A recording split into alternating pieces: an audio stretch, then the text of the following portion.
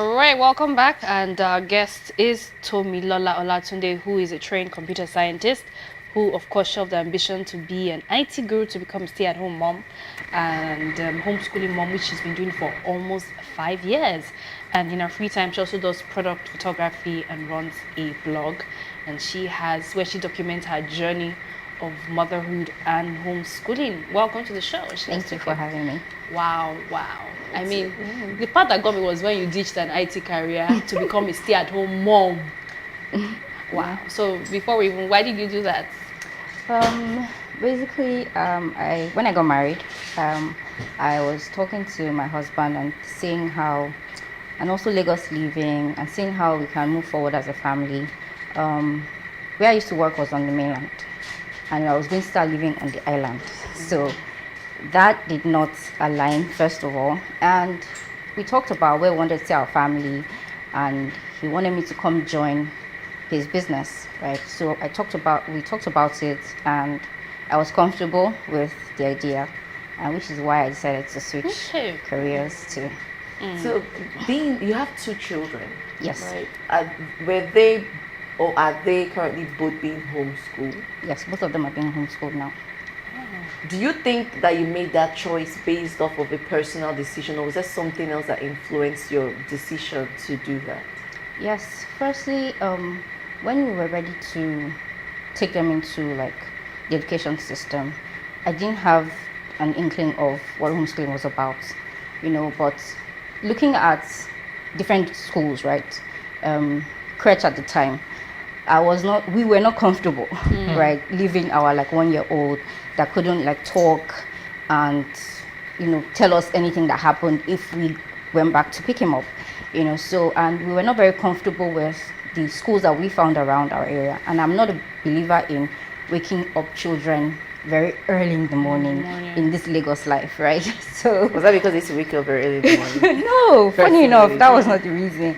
And it's because of that I did not also want that for my children. When we grew up, my house was a stone throw away from my school.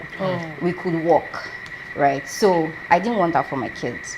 And that was in now searching for, okay, what will we be doing at home if he doesn't go to school? That's where I stumbled upon homeschooling. And we've not looked back since then. Were you bothered about how your children would react with other children, being that they're homeschooled? Funny enough, that's why it's good not to, you don't understand what people think, first of all. If I had maybe stumbled on what people would think, then it might have bothered me, but I did not. As my husband then told me that, he knew someone that homeschooled 5 kids in Lagos. As I saw that it was possible, that was all I needed, to know that it was possible. So that was my driving force, right? Not what people would think. So what are the qualities and requirements of a homeschooling mom, and how does it work? They don't go to school at all, right? No. So what's the process? Like, break it down for us. You said requirements. Yeah. First of all, I'll say love. Right, love for your children, because it's love that will drive you, first of all, to go the length and the extra mile that you're willing to go. Yeah, and there are quite a number, there's not necessarily a requirement, because for one, I learn alongside my children. I don't necessarily, so this week, for example, we're talking about Nigeria and the history of Yoruba people. I did not remember the history of Yoruba people, but I learned it the day before I had to teach it to him. So I'm learning alongside my children. So I'll say first, the requirement is love. Yes, you will need to have somebody, maybe if you see other people and what they're doing, you can be able to say, this is a pointer, show me the way, or this is a more effective approach, or whatever. But the beauty of homeschooling is freedom, right? You have the freedom and the flexibility as the parent to choose an approach that best works for your child. So that is the driving force, and I would say the requirement. You as the parent willing to learn, unlearn, and take your child alongside you. How old are the kids? I want to know there. So my first is 5, and my second is turned 1 a few weeks ago. Okay, so do you plan on taking them secondary school wise now? If one of your kids says, you know what, I want to be in science class, and the other one says, I want to be in the arts, So how do So you manage now that? I want to be in science class and I want to be the arts. Okay, where did we get that from? Okay. So because okay, maybe it's not yet time for them to think about that. But you know, at that now it's their foundation stage where they have to learn their 2-letter words, 3-letter words, 5-letter words, know how to spell, rhymes, you know how to do all of those things. And it's not like you were a born teacher. No. No, great. So are you doing something personally to ensure that those things in their syllabus at their age, are being, you know, taken care of? And what are those Which things is you're again doing? why I said that you must be willing to learn. You must be willing to relearn. Now, homeschooling in itself, there are different approaches to going to homeschool. There's the traditional method, which you have said, having a curriculum. You take your child through that curriculum based off of books that you get and all of that. But there's also an approach called unschooling, where the parents don't use any curriculum at all. Right? And in that approach, your child is basically the lead. So they believe in letting your child take the lead in their education. And so in that way, they learn things like what you're saying, numbers and reading and all by living life alongside their parents. For example, like if you are baking a cake, for example, and your child is interested in baking a cake, if you write out the recipe of the cake, or there's maths in baking a cake, there's maths involved, there's English involved, your child is learning measurements, your child is learning how to read. So you go out every day, they're reading science, they're reading this. So there's that approach of having a curriculum and going through that. And that way, yes, you as the parent need to learn what you have to teach your child. It seems to be they're learning a lot of life experiences while being with you. But then my issue is socialization, how they get to interact, because That's they're not a very big issue. Trust me. because they're not with kids, and you need kids to rub off not negatively but positively for them to grow up. They need to be able to interact with people so they they won't can. be socially Because awkward. sometimes if they don't, they get socially awkward when they grow up. Even kids that are even normally still have that issue. So how are you dealing or helping them in that area of socialization? So first, socialization is a very big myth when it comes to homeschooling. It's a very big myth, and I have a friend that says that would you really want your child learning from another child because of that negative influence that you are talking about, right? So there's that part, right? That who do you want to be the biggest influence in your child's life, right? Is it another peer, or you actually want the adult influence more? But again, socialization is a myth, because what exactly is socialization?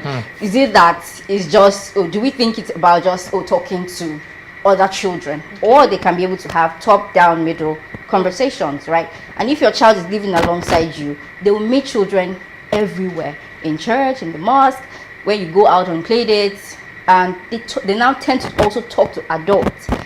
What causes maybe some of our own awkwardness and all that, we don't have the confidence to talk to people that are not our peers, right? Or when we go out, we're not used to that lifestyle.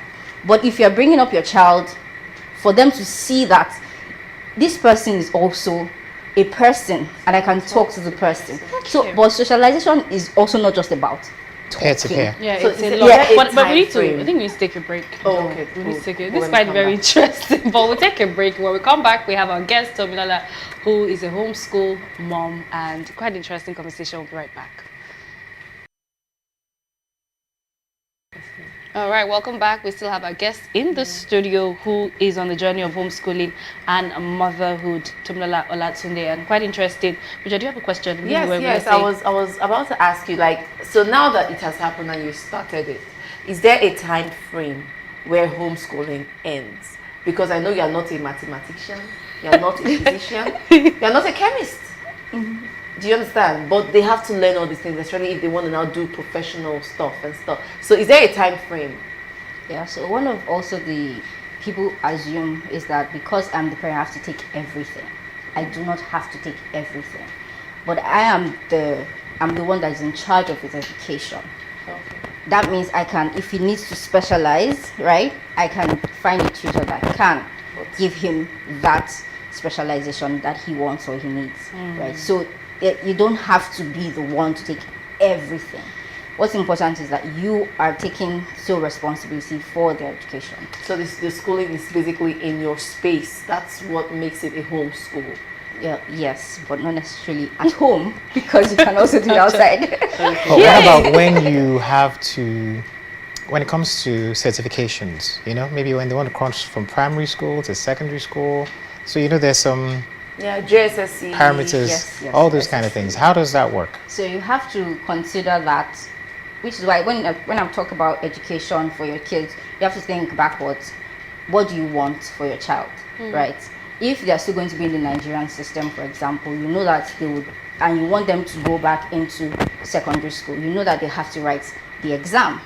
You know that they have to write JAM to get into university. So if you are going to still be in Nigeria, you take note of all those things. Now, to enter GS1, you have to enroll in a school to enter into the schooling system, right? So you take that into consideration, and then you can decide that, oh, this is where I'm going to stop, but this is where I'm not going to stop. Again, freedom.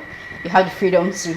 We need to do a part 2 of this discussion so that we can really understand all how you are The involved conversation with will be with the them. proprietor of that secondary school. We need to if have that's all a you part want. 2 of this conversation, but I know you also have a book briefly, encouraging moms to also Yes. follow this journey. What's it about? Very briefly.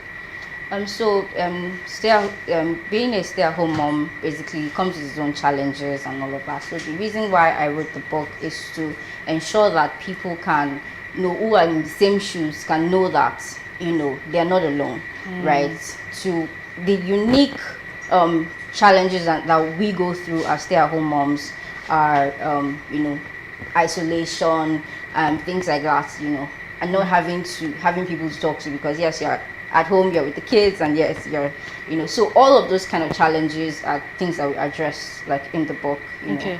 Yeah. What's the name of the book? What's the name? Free to Fly. Wow.